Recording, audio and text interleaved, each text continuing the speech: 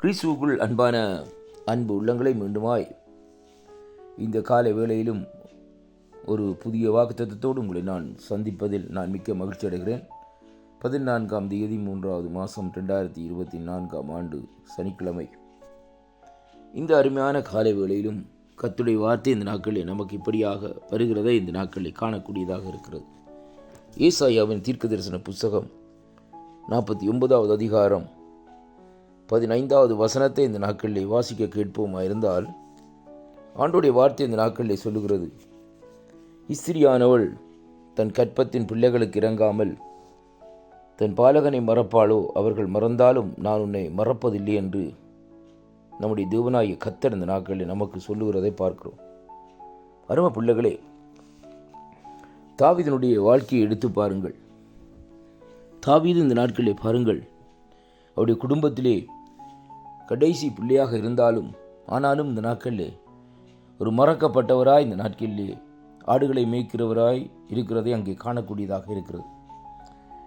அவருடைய சகோதரங்கள் கூட இந்த நாட்களிலே அவரை ஒரு பகுதியிலே இந்த நாட்களிலே ஒதுக்கி வைத்திருக்கிறதை காணக்கூடியதாக இருக்கிறது. ஆனாலும் தேவன் தாவீதை நினைவு கூர்ந்தார் என்று சொல்லி பார்க்கிறோம்.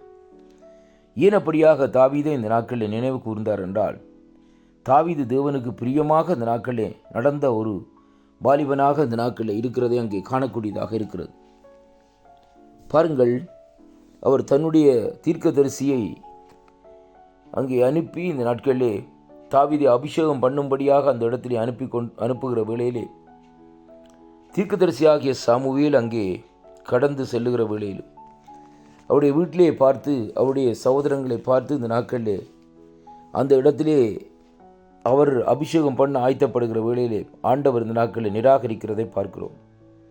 அதனாலே அவர் கேட்கிறார் தகப்பனார் இடத்திலே, உங்களுக்கு இன்னும் பிள்ளைகள் இருக்கிறதா என்று கேட்கிற வேளையிலே அவர் ஒரு அசட்டையாக இந்த நாட்களில் சொல்லுகிறார், ஒருவன் இருக்கிறான், அவன் கடைசி அவன் ஆடுகளை மேய்த்து கொண்டு காடுகளிலே இருக்கிறான் என்று சொல்லி இந்த நாட்களில் சொல்லுகிறதை பார்க்கிறோம்.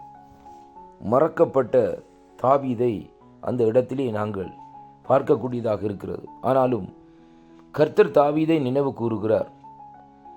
ஆண்டவர் சொன்னார் இந்த நாட்களிலே அவரை அழைத்து வாருங்கள் என்று சொன்ன வேளையிலே தாவீது அழைக்கப்பட்ட மனுஷனாக அந்த இடத்திலே வருகிற வேளையிலேயே கர்த்தர் சொல்லுகிறார், இவன் என்னுடைய இருதயத்துக்கு உகந்தவர், அபிஷேகம் பண்ணு என்று சொல்லி இந்த நாட்களிலே சொல்லுகிறதை பார்க்கிறோம். அன்பு பிள்ளைகளே, மறக்கப்பட்ட தாவீதை தேவன் அபிஷேகம் பண்ணி இஸ்ரவேல் தேசத்தின் ஒரு ராஜாவாக இந்த நாட்களிலே நினைவு கூறுவாராக இருந்தால், இன்றைக்கு நானும் நீங்களும் ஏதோ ஒரு வழியிலே இந்த நாட்களிலே மறக்கப்பட்டு இந்த நாட்களிலே இருக்கலாம். ஆனாலும் நம்முடைய கர்த்தராகிய தேவன் இந்த நாட்களிலே நம்மை நினைவு கூர்ந்திருக்கிறதை அங்கே நாங்கள் ஒரு விசை இந்த நாட்களிலே பார்க்க வேண்டும். இந்த பகுதியிலே இந்த நாட்களிலே அங்கே வேதம் சொல்லுகிறது பாருங்கள். அடுத்த வசனத்திலே, இதோ என் உள்ளங்கைகளிலே உன்னை வரைந்திருக்கிறேன், உன் மதிகள் எப்போதும் எனக்கு முன்பாக இருக்கும் என்று கர்த்தர் இந்த இடத்திலே சொல்லுகிறதை பார்க்கிறோம். தேவன் நம்மை மறக்காதபடி ஒவ்வொரு பிள்ளைகளையும் தன்னுடைய உள்ளங்கையிலே இந்த நாட்களிலே வரைந்திருக்கிறாராம் என்று சொல்லி பார்க்கிறோம்.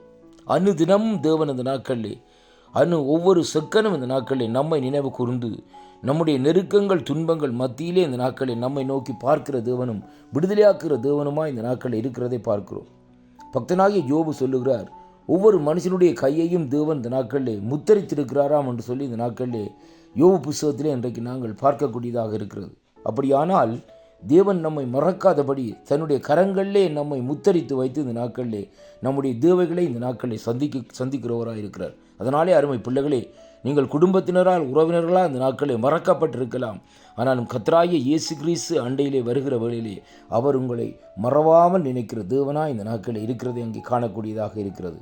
இந்த வாக்குத்தத்தம் உங்களுடைய வாழ்க்கையிலே ஒரு ஆசீர்வாதத்தையும் ஒரு திருப்பத்தையும் இந்த நாட்களில் கொண்டு வரும் என்று நான் விசுவாசிக்கின்றேன். வாக்குத்தத்தங்களை விசுவாசியுங்கள், தேவனிடத்திலே இந்த நாட்களில் திரும்புங்கள். கர்த்தர் உங்களை மறவாதபடி இந்த நாட்களிலே உங்களை காத்து நடத்த வல்லவராக இருக்கிறார். கர்த்தர் தாமே உங்களை ஆசீர்வதிப்பாராக என்று என் ஆண்டவரும் என் இரட்சகரும் என் மீட்பருமாயிருக்கிற இயேசு கிறிஸ்துவின் இனிய நாமத்தில் இந்த நாட்களிலே இந்த வாக்குத்தத்தத்தினூடாக வாழ்த்தி உங்களை ஆசீர்வதிக்கிறேன்.